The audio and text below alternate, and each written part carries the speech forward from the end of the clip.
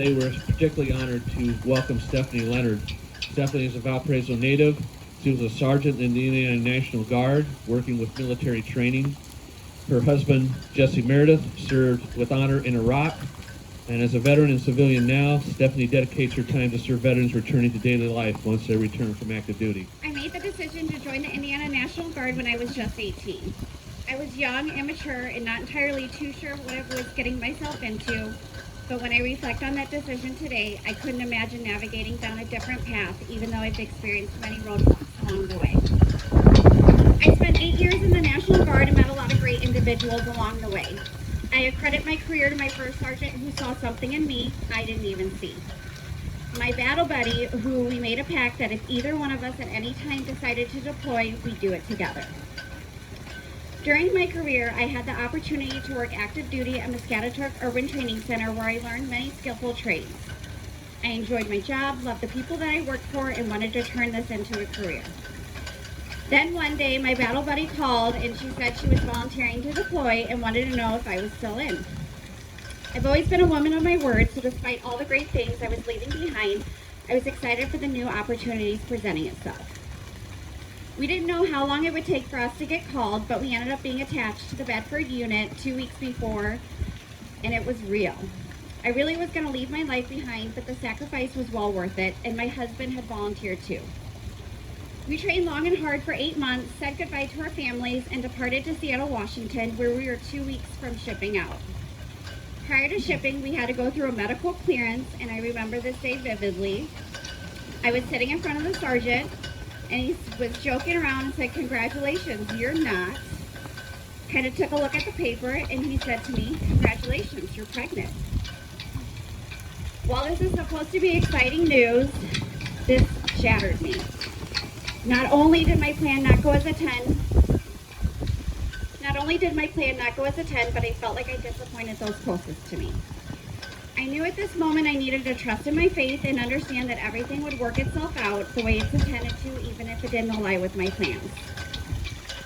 I departed from my unit and flew back to Valpo, where I came back to the bank and attended my monthly drills. I had to leave my husband, which was the toughest thing to do. I had quite a few complications with my pregnancy, so my late November due date ended up being moved to November 10th when the doctor made the decision to induce me for the safety of myself as well as the baby. At this point, Jesse had been deployed for 8 months. I had no idea when he would be home and was scared he'd miss the birth of his daughter. Hours into labor, I received a call from my sister, who was at Camp Atterbury training, and said, "You'll never guess who I ran into." My husband got back that day, and my sister, of all people, happened to be there and was able to bring him home to me, and he made it within the amount of time to see his daughter born. So after 31 hours of labor, we welcomed our daughter on 11/11/11, and she was our perfect Veterans Day baby. Fast forward a few months, I began noticing significant changes in my husband. When we think of the sacrifices that our veterans make, we really fail to understand the effects it has on their mental health. And that's what we truly experienced. His experience overseas fighting the war broke him. He woke up all through the night, screaming, sweating, had difficulty holding down a job, and even got in trouble with the law. This was not a man that I recognized. But when you're in the military, you have instilled a list of traits that will never leave you, and one of those traits was loyalty. So no matter how difficult the journey proved to be, I never once factored walking away. I recall coming home from work one day, and he looked me in the eye and said nonchalantly, I plan on killing myself. My brain couldn't even comprehend the words that I heard, and my heart shattered. I knew I couldn't take the claim lightly, removed all guns from our home, and made an appointment with the VA to get the assistance he needed. Things began progressing. The fears I once faced were slowly fading away, and we began preparing for the birth of our second child. Despite how perfect things felt, I know now looking back it was all just a facade. He unfortunately succumbed to his disease in April of 2014, and at the age of 26, I was a widow with an 8-month-old and a 2-year-old. I was lost, but in the blink of an eye, the Valparaiso community swooped in and took me. I had so much support from individuals I didn't even know, but that's what you do. That's what you do for families who put everything on the line. My husband sacrificed his life, and while it's not the prideful way to go out, he still paid the ultimate sacrifice. This moment wrecked my world more than you can know, but instead of letting it defeat me, I decided to turn it into good.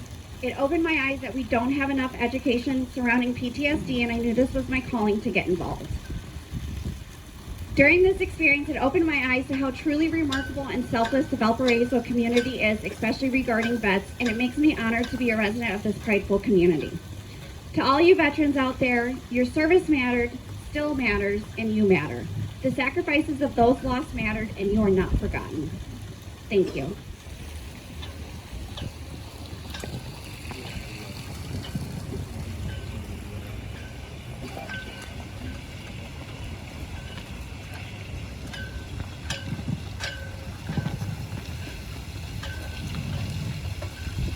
Going to make sure it stays attached there. And we're also going to ask Margaret McGriff from the Daughters of the American Revolution, who have had a history of supporting veterans and veterans' causes, to come and place her wreath also at that. Margaret, thank you for all that you do in your organization. You place your wreath there as well.